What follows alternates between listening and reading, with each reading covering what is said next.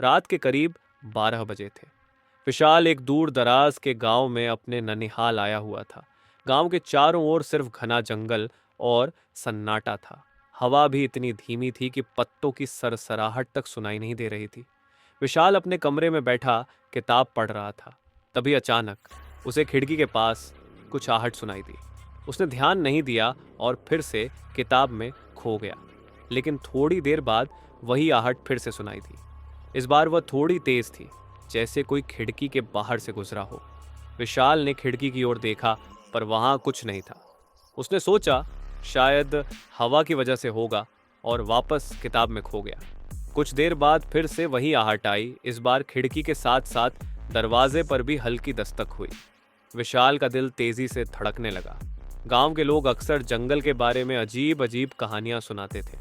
कहा जाता था कि रात के समय जंगल में कुछ भटकती आत्माएं घूमती हैं, जो अपनी मौत का बदला लेने के लिए किसी भी राहगीर को अपना शिकार बना सकती हैं। दरवाजे की दस्तक अब और भी तेज हो गई।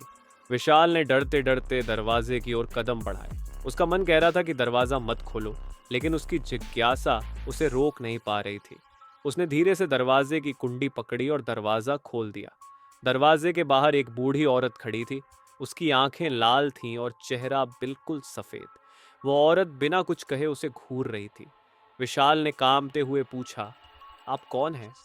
औरत ने जवाब नहीं दिया, बस उसकी तरफ इशारा किया और धीरे धीरे जंगल की ओर चलने लगी। विशाल के कदम अपने आप उसके पीछे चलने लगे। उसे खुद पर कोई काबू नहीं था। जैसे ही वह औरत के पीछे पीछे जंगल के अंदर पहुंचा, चारों ओर का सन्नाटा और गहरा हो गया। पेड़ के पीछे से अजीब अजीब सायों की सरसराहट सुनाई देने लगी। वह औरत अचानक रुक गई और विशाल की ओर मुड़ी। उसकी आंखें अब और भी ज्यादा लाल हो चुकी थीं और उसके चेहरे पर एक भयानक मुस्कान थी। तुम्हारा इंतजार था, वो औरत बुदबुदाई। विशाल का पूरा शरीर सुन्न हो गया। वह पीछे मुड़ने की कोशिश करने लगा, लेकिन उसके पैर जैसे जमीन में धंस चुके थे। औरत ने अपनी हाथों को फैलाया और उसकी उंगलियां लंबी और नुकीली हो गई। उसकी परछाई अचानक बड़ी हो गई और विशाल को अपने अंदर खींचने लगी। विशाल चीखना चाहता था, लेकिन उसकी आवाज गले में ही घुट गई। धीरे धीरे औरत की परछाई ने उसे पूरी तरह निगल लिया। अगली सुबह गांव वालों ने विशाल को उसके कमरे में बेहोश पाया।